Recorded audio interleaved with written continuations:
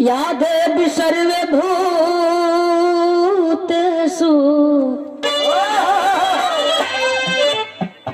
विद्यारूपेण संस्था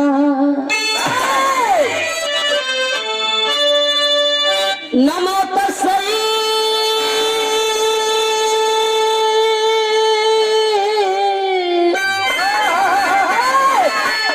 नमो तस्मै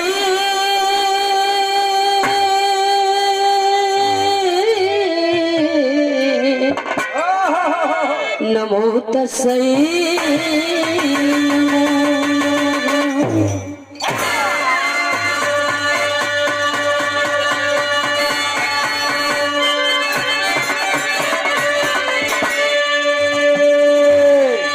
लाली देव लाली लसे अरुधरी लाली लंगो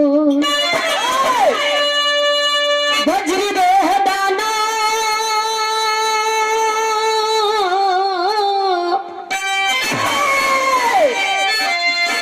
वज्री देह दाना दलम जय जय जय कपिसु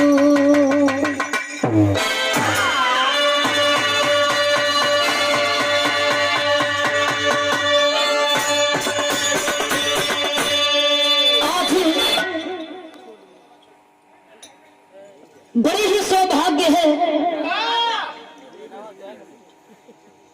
यहाँ उपस्थित पंडाल में बैठे सम्मानित हमारे श्रोता बंधु, हमारे गार्जियन, हमारे मालिक, हमारे भगवान, बिरहा के बड़े प्रेमी श्रोता बड़े दूर से चल कर आए, हमको सुन रहे हमारे पूजनीय श्रेष्ठ महानुभाव, आप सभी श्रोता बंधु के चरणों में मीनाक्षी राज का कोटि कोटि प्रणाम तहे दिल से हार्दिक अभिनंदन वंदन स्वागत करती हूँ। और यहाँ बड़े दूर से चल करके आई हमारी श्रेष्ठ पूजनीय गायिका और बड़े दूर दूर से चल कर आए यहाँ मंच पर मंचासीन हैं और कुछ लोग यहाँ से विदा भी ले लिए। पूजनीय हमारे कलाकार, आप सभी लोगों के चरणों में एक ही स्वर से तहे दिल से हार्दिक अभिनंदन वंदन स्वागत करती हूँ। जितने हमारे पूजनीय कलाकार हैं, जितने हमारे सहयोगी पूजनीय भाई हैं, जितने लोग मंच पर मंचासीन हैं, सबको तहे दिल से हार्दिक अभिनंदन वंदन स्वागत करती हूँ। और अलग से मैं उनका स्वागत सम्मान करती हूँ जो आज के संचालन करता महोदय जी हैं। जब से लगभग कार्यक्रम शुरू हुआ है तब से ही आप बोल रहे हैं, आपको भी तहे दिल से हार्दिक अभिनंदन वंदन स्वागत करती हूँ। और एक धरती पर लोग कहेला कि जे आई बा के जाए के बा, लोग बतावेलन कि जे कलाकार बन गई लोग बेकार होखे के बा, लेकिन माइये का दिन बा कि हम आप यहाँ बनी, न माई होती न हम होती, न हम होती न मौत होती। के लिए माई के ऊपर ज्यादा समय ना लेकर के 5 मिनट का एक प्रसंग आप लोगों के सुना दें। अब मास्टर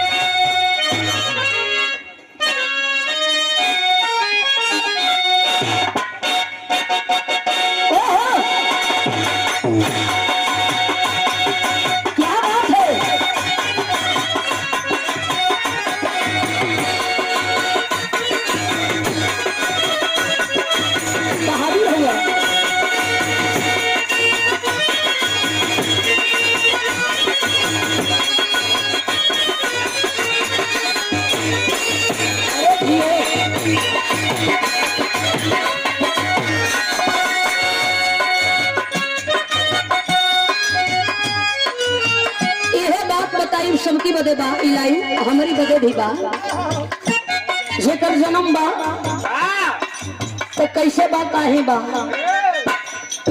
अरे माही बा तो जग में बहार बा,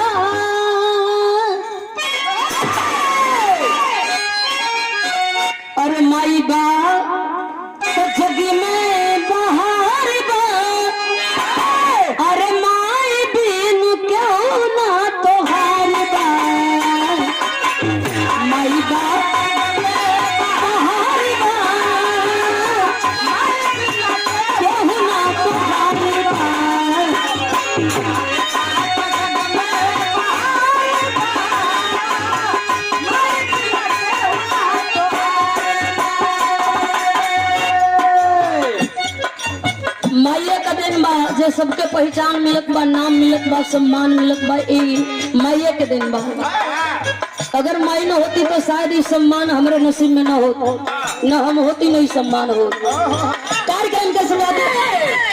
अरे माई बात जग में बाहर बा, माई बिन केहू ना तो गाई बा। माई बात जग में बाहर बा, माई बिन केहू ना तो गाई बा।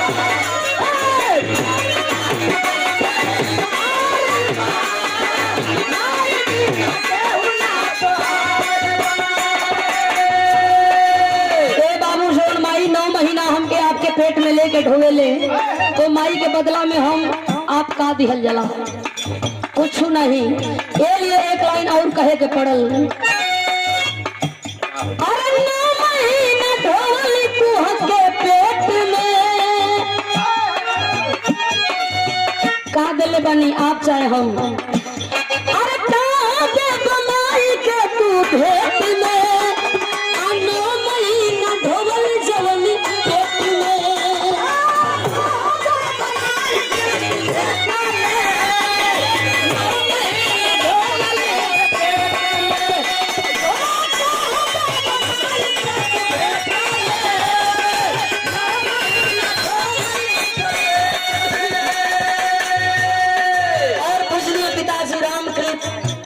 लकुरा मधुबन के धरती से इस माता के पावन लाइन पर इन्होंने भावुक होकर के दिया कि माई न होती तो सारे जग में कोई न हो।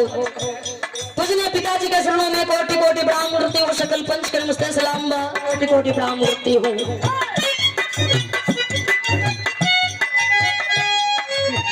और याद रखें हमारे बड़े भैया पीके राजा की ओर से आपका चैनल भी है, बड़ा ही सुंदर, आप डांस भी करते हैं। हमरे और दीवाना जी के जितने भी गीत मार्केट में बा लगभग टोटल गीत पर आपका डांस बा। दीवाना बनी भैया के कोटि कोटि प्रणाम बा, सबके नमस्ते सलाम बा। कहल गई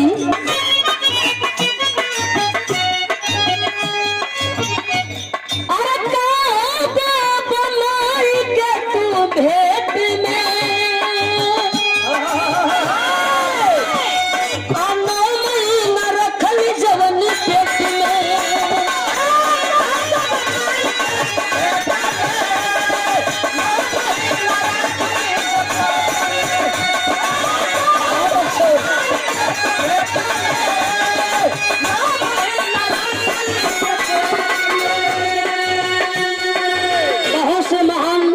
यहाँ बैठे हैं पढ़े लिखे विद्वान, आप पंच परमेश्वर यहाँ उपस्थित हैं।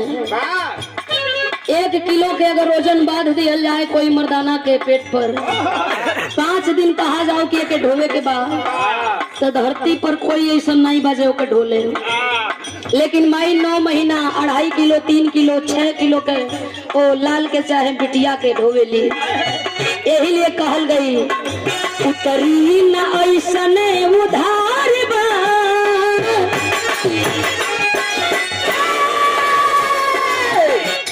अरे उतरी न ऐसने उधार बा, माई बिन केहू ना तो गाई बा। माई बात जग में बाहर बा, माई बिन केहू ना तो गाई बा।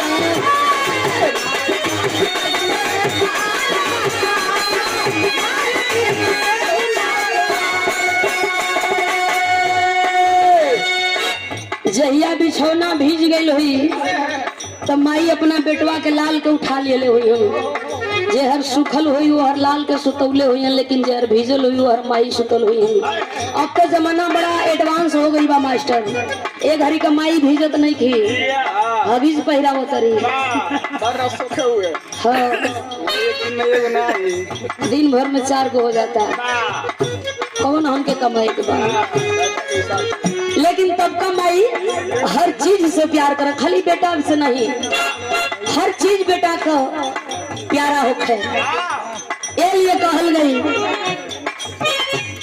और पूजने आज भी श्रद्धेय विराह के बड़े सुंदर कलाकार हमारे श्रेष्ठ कलाकार हैं रमेश चंद्र सेहरा जी, आपके ओर से यह पावन गुलाब दे करके सम्मानित किया गया। शरण में पौलगी प्रणाम बा कोटेदार। दूसरी लाइन में कहल गई,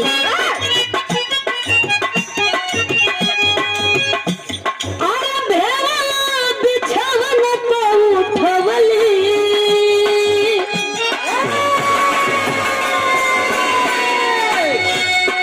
सुखल रिया तुहरा के सुतवली।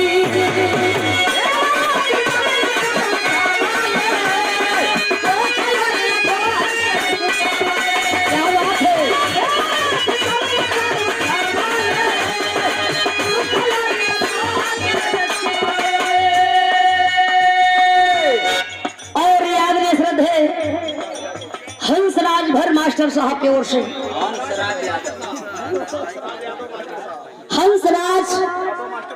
हंसराज यादव मास्टर साहब की ओर से इस भाव पर पावन गुलाब करके सम्मानित किया गया।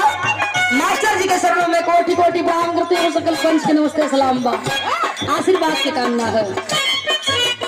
जय दिन बेटवा बिछौना भेजलस तब माई के बड़ा कष्ट हो गई, लड़का के नमुनिया हो जाई, बाबू हमार ठंडा जाई, हम तब बाबू का बिछौना बदला गई हुई, बाबू सुखल और सुत गई हुई हम। लेकिन जब माई का बुढ़ाई आवे ले माई पानी मांग दी हम तो वह बाबू को यहाँ की ले ला, हमारी लगे इतना टाइम नहीं थे, ऑफिस में जाए के बाद तैयार होके के बाद अब सेंटो मारे के बाद माई कहे हम तू तैयार होला, हम जा मत, तू इत्मीनान से जा, तू हार शायद खराब न हो खाए के चाहिए। इतना माई के आंचल में प्यार बा, माई के ममता में इतना प्यार बा, माई के ममता में धोखा नहीं बा, ये लिए कहल गई।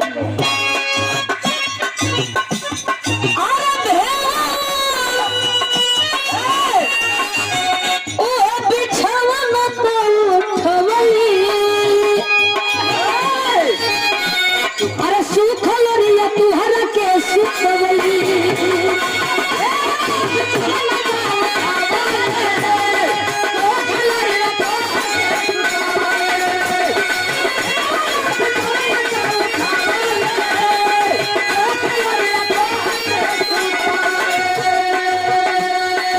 अचरा में ममता दुलार बा,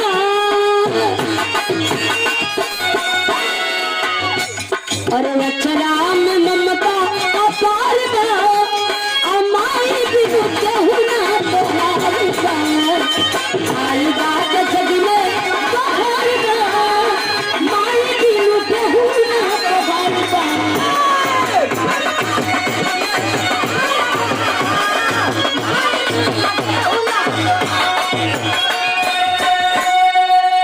एक लाइन और कहल गई, घर में बड़ा धन दौलत बा, एक घड़ी कोना चीज के कमी नहीं बा, लेकिन तब फिर सम्मानित किया गया।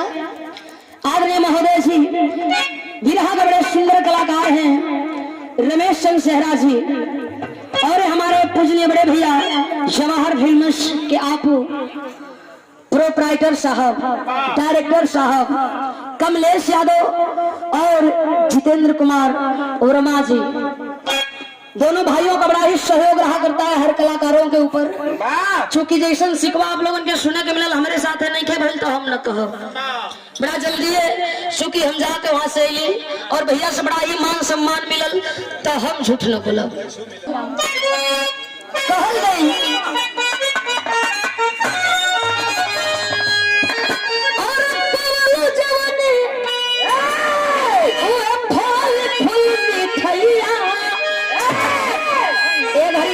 केहू के घर से केहू के घरे नहीं खियावो, लेकिन बैना हम पे बयाना कहल जाला। पहले के जमाने में बैना बड़ा प्यार से बटाए, कोई के घरे कन्या बहुरिया जब आ जाए हो अधी आटे कई टुकड़ी आटे, लेकिन बटाए भवदी दयादी में गांवपुर में माइयों के राख दो कि लड़का गई बा खेल के आई तो उहे खाई, अब कमाई मना कर दिखाई है मौत में दूसर कुछ हुई, बड़ा ही विडम्बना बा। क्या लिए कहल गई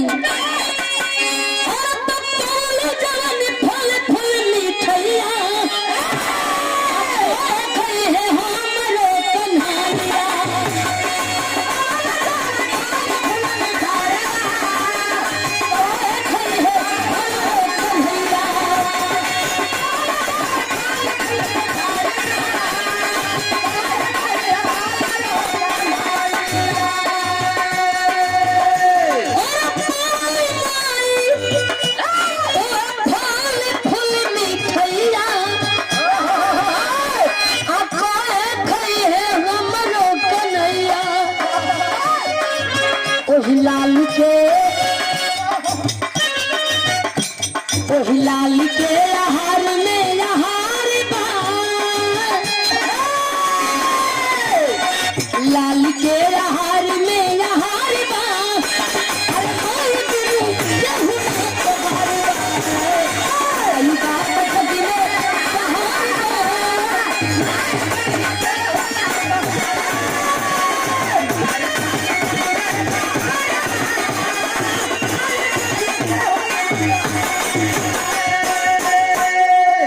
गीत के लास्ट भाव में बतावल गई तब का माई जो अगल बगल का कोई डांट के बोल दे तब माई झगड़ा कर जाऊं। लास्ट लाइन में कहल गई जो कोई देख ली है तब माई का कैली। अब का माई कहता कि यही का गलती हुई, यह सही ना हो, एक रोहन सही ना हो। तब का माई का कहन जो तान के तुरंत लिया सुमान के,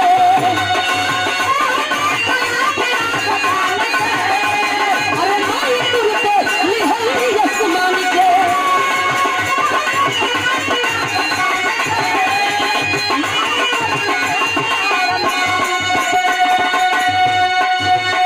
हम पैदा कैले बनी साजे वाला तू के ई ना चले। आई अब कमाई तो का कोई जाता रही ये दोगला तुहार लड़का ठीक है। ई माई के आज के माई के पता बा बाहर माई ये लिए कहल गई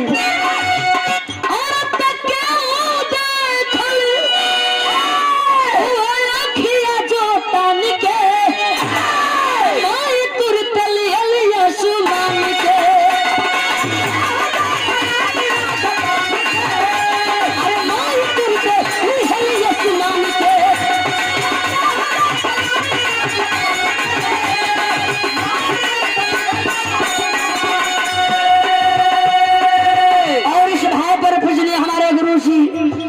मंचासीन है बराही दुलार स्नेह प्यार मिला करता है। दोहरी घाट के धरती से जंगली राजभर जी की ओर से इस लाइन पर इस भाव पर सम्मानित रहा। नमस्ते सलाम बा सबके पो लगी प्रणाम बा।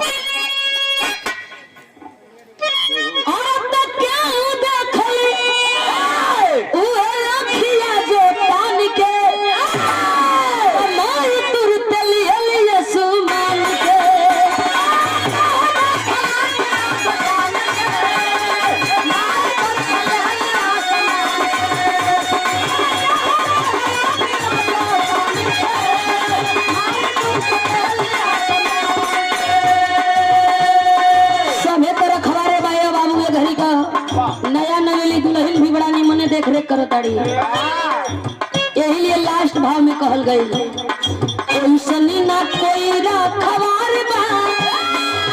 जैसे कहीं कहीं मंच पर गवैया महोदय जी भी लोग कहेला कि जब गा के रात भर जाई लगा तब माई पेट टोवेले या मेहरारू जेब टोवेले। हम ढेर जानी के मुँह सुन ले बनी कि माई पेट टोवेले कि का हो लाल खाली चिल्लैला हो कि खैला हो, लेकिन मेहरारू कही कि चिल्लाए गई रहा कि कुछ लेके आवे गई रहा का जरूरी लहर न्योता कही। यही लिए ई लाइन कहल गई अरे तब सनी ना कोई रखवार बा, अरे तब सनी ना कोई रखवार बा, अरे माई बिनु केहू ना तो घाई बा, माई